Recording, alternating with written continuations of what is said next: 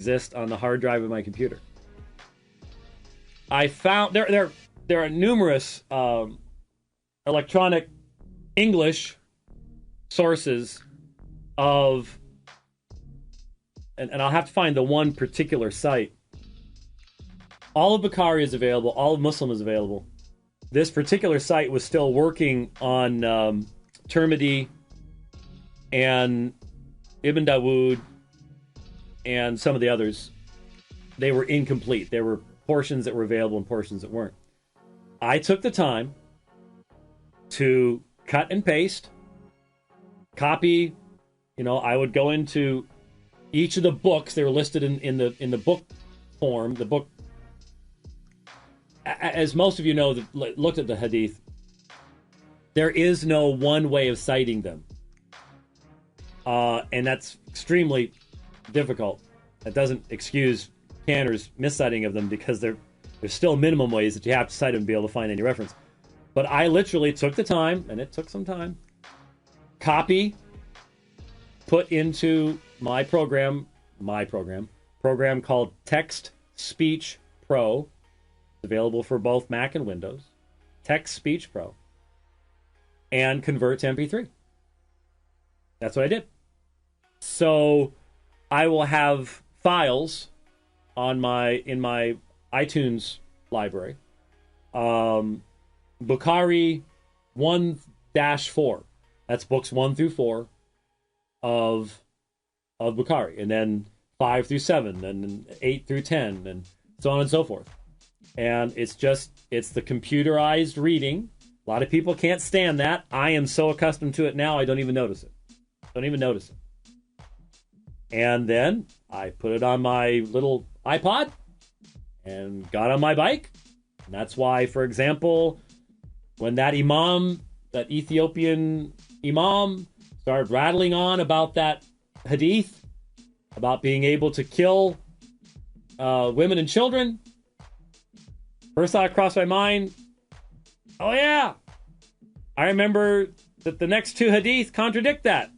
And that's because I was listening to that and thought of this very thing, last year before last, on Happy Valley Road, westbound, in the dark, 3:45 in the morning or so, on one of my rides.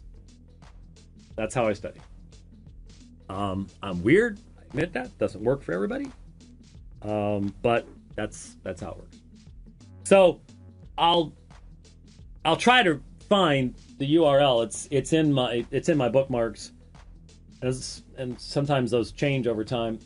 Some of them, like I said, there's a number of places where you can get that in English, but this one was particularly easy to cut and paste from, to copy from. Some of the others weren't so easy. That's why this one is the best one to use for that. But I created my own files, and you'd sort of have to do the same thing, because there are no audio files like that, just floating around. Okay, there aren't any that I know of. I suppose there might be somewhere. And I'll tell you what, if anybody out there knows where there is a human-read English version of the Hadith, I'd like to get that, because I need to start reviewing them again. I need to re-listen to them. And I'd rather listen to a human being. If I've got a choice of buying a book on Kindle or on Audible to listen to, I'd rather listen to an Audible. It is a little bit more interesting than the electronic voice, but again, it's all a matter of priorities. How you want to do that. You sort of helped me to find a Abu Khamer on Twitter is sending me some stuff that looks interesting. So is what? I don't see anything underneath him. The question about he's wanting the name of that study. Oh yeah, I did see that. I was just about to do that. What is the name of that study Quran? The study Quran. Okay, so they weren't overly imaginative in the name. It's called the study Quran. It's the study Quran. Sort of like the Southern Baptist Seminary. It's the study Quran. It's not a Southern Baptist or just one of many. It is The Study Quran, a new translation and commentary, published by Harper One. Harper One? Really fascinating. Harper One. Syed Hossein Nasser, editor-in-chief, is what you want to look for. 40 some odd bucks on Amazon in hard copy. It is available for 30, I think, something in Kindle. Though I've only looked at it a little bit in Kindle, and it's a little bit with this much study material. Sometimes hard to find the text. And Kindle, I love Kindle because I can listen to it and stuff like that, but sometimes navigating Kindle books is, it's better than having nothing. I love being able to carry a library with me, but sometimes there are advantages to plain old books. There really are. And like I said, I've sent this to Ace Bookbinding. Look up Ace Bookbinding. Is it Oklahoma? You sent the thing. Was it Oklahoma? It is in Oklahoma. There it is. Yeah.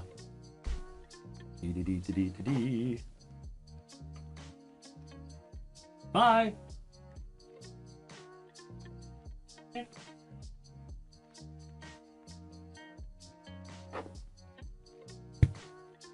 Here is my Reader's Hebrew and Greek Bible, if you've wondered what's back there.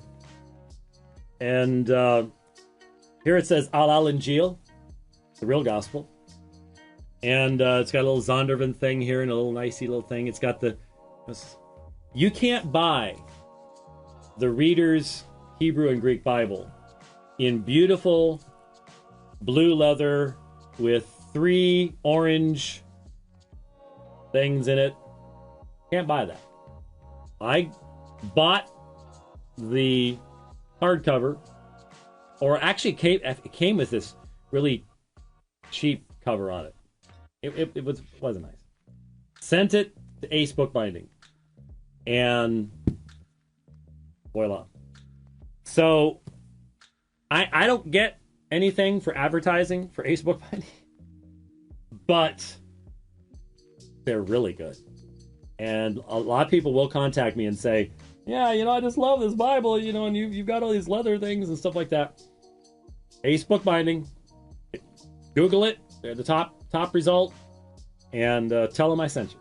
Because they're good folks. And I'm looking forward. I promise you. The first dividing line after that thing arrives, I will show you what the Study Quran can look like in a beautiful turquoise leather cover. Hopefully by the end of the year. What's that? You're pointing to something.